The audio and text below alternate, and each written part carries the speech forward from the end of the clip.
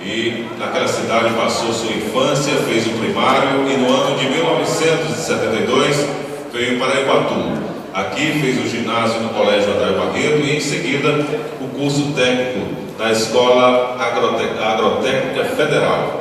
Foi para Campina Grande, na Paraíba, em 1979, onde trabalhou no Banco Nordeste no ano de 1982.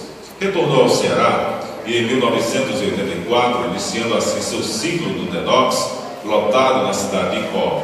Em 89, assumiu o DENOX em Iguatu, quando o açude público Roberto Costa, conhecido por Trusul, ainda estava em obras.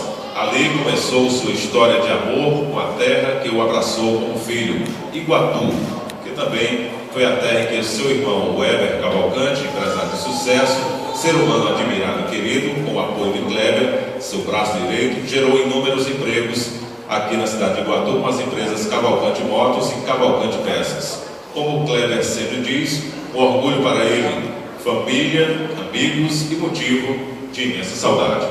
Kleber casou-se com Clélia Braga Cavalcante, hoje funcionária da Prefeitura Municipal de Iguatu, lotada na Casa do Cidadão, onde presta serviços à população iguatuense e à região. Esposa dedicada, amiga, amorosa, com quem tem 3 filhos, Maiana, Tayane e Azarias.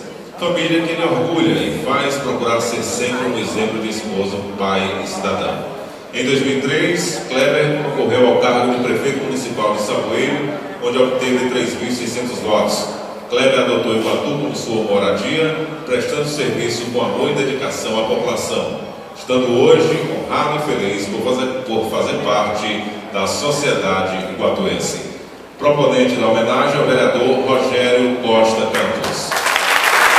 Gostaria de convidar o vereador Rogério Costa Campos para fazer a entrega de título de cidadão iguatuense ao senhor Antônio Kleber dos Santos Cavalcante.